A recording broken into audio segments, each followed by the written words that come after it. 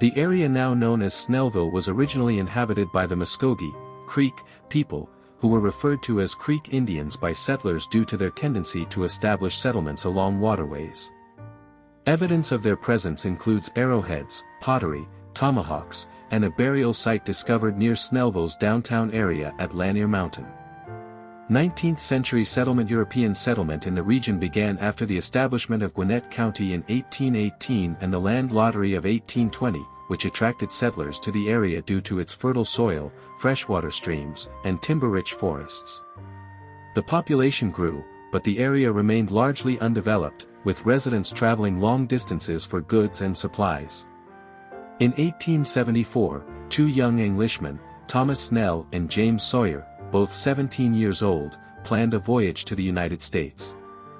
The Sawyer brothers, James and Charles, arrived in New York on April 1, 1874, and eventually settled in Madison County, Georgia, working on a farm. Snell followed later, delayed by his parents' initial objections. The trio worked on farms in the region, including one owned by A.G. Holmes and later Captain A.A. Dyer, near what would become Snellville.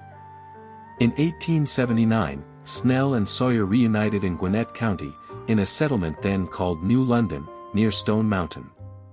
They established Snell and Sawyer Store, a mercantile business modeled after one they had worked at in London. The store became a regional hub, drawing customers from nearby towns like Lawrenceville and Loganville. By the end of 1879, their business thrived, and the town began to be known as Snellville, named after Thomas Snell. They even printed their own store currency featuring Snell's image. In 1882–83, Snell and Sawyer built a larger stone store using granite from Snell's quarry, Baker's Rock.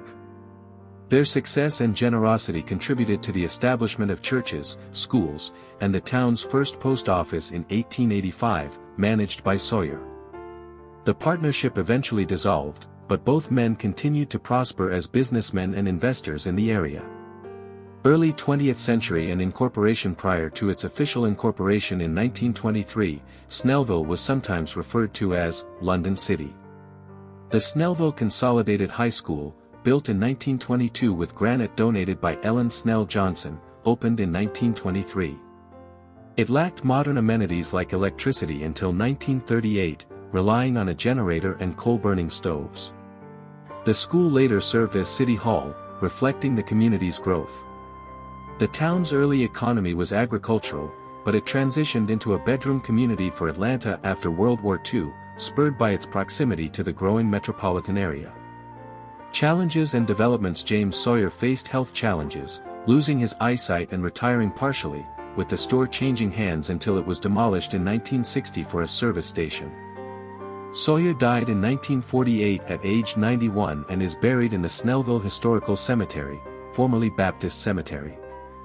In 1935, a building donated by Horace J. Nash was used as a vocational center during the Great Depression, later serving as a jail, senior center, and agricultural building.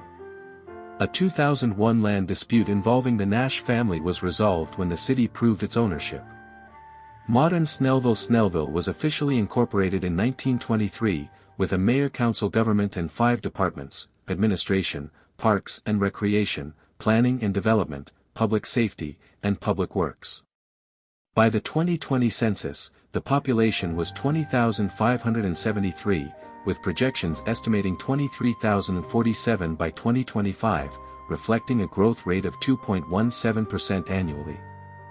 The city covers 10.6 square miles and is a developed suburb of Atlanta, located roughly 33 miles east of downtown via US 78 and Interstate 285.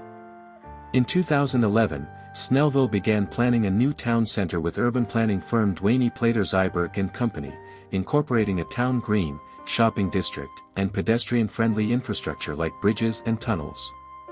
The city is known for its community events, such as the Snellville Farmers Market, Snellville Days, and summer concerts at Briscoe Park, as well as attractions like the Veterans Memorial and proximity to Stone Mountain Park.